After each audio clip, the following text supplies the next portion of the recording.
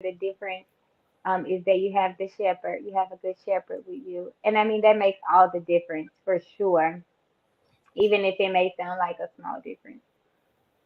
Huge difference when you're going through life and all that comes in life, or with the fact that you live, the believer and the non-believer both experience those things that come with it. And for the believer, you have a good shepherd present. You're aware of that good shepherd makes a big difference. But you would probably have to, I would imagine, for me to appreciate it, the Holy Spirit reminds me about what does it mean to have a shepherd, like the importance of shepherding, and when you're without a shepherd, and just you have to really appreciate what shepherds do in their position in order to be thankful that you have a good one. But wonderful, wonderful lesson. In short, what I can say I learned from last week, and I mean from last week's lesson and this week, is that it's not all about me having that presence of redemption. God's presence in His redeeming work has been so. The Holy Spirit is showing up and saying, "Hey, I'm leading you in love. I'm here too," and really saying, um,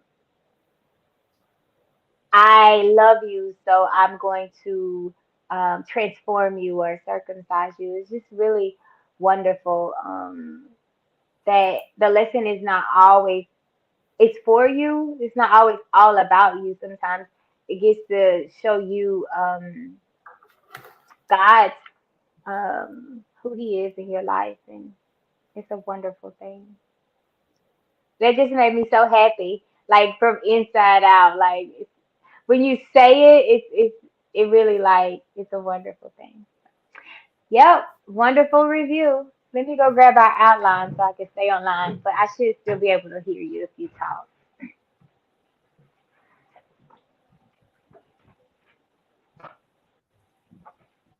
Did you have any additionals for the review?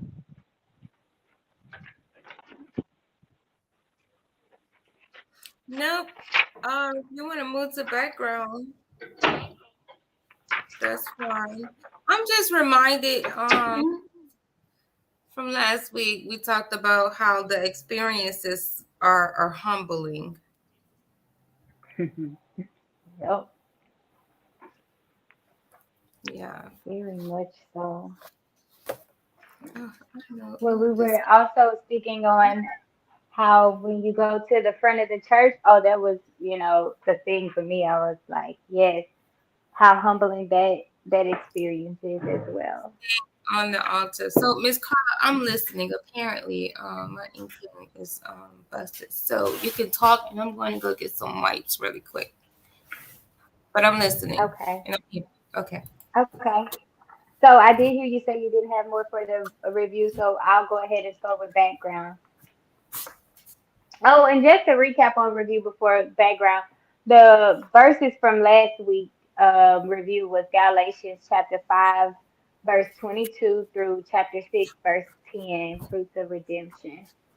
And this week we are in Proverbs. Proverbs chapter 8, verses 22 through 35, titled Wisdom's Part in Creation. This is so cool to me. When I first saw people like posting the titles, I was like, what did they say? Because I usually, like, this is fresh to me sometimes when we come to the word together.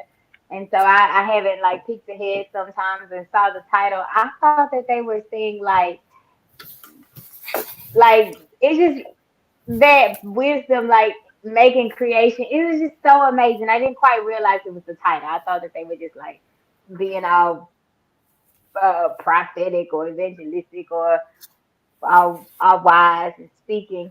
But they were talking about the lesson when I saw it like on flyers or on the YouTube and stuff. That was really cool. Um, Nevertheless, I'll move on to the background for Proverbs. The purpose states to teach people how to attain wisdom, discipline, and a prudent life, and how to do what is right, just, and fair. See chapters 1, verse 2 through 3. In short, to apply divine wisdom and to action. Author Solomon wrote most of this book in Agar, Agul, L contributed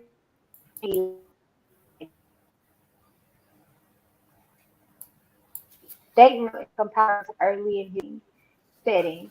This is a book of wise saying, a textbook for teaching people how to live godly lives through the repetition of key verse. Fear the Lord of the Lord is of true full discipline. One just say you this book varied poems, parables, and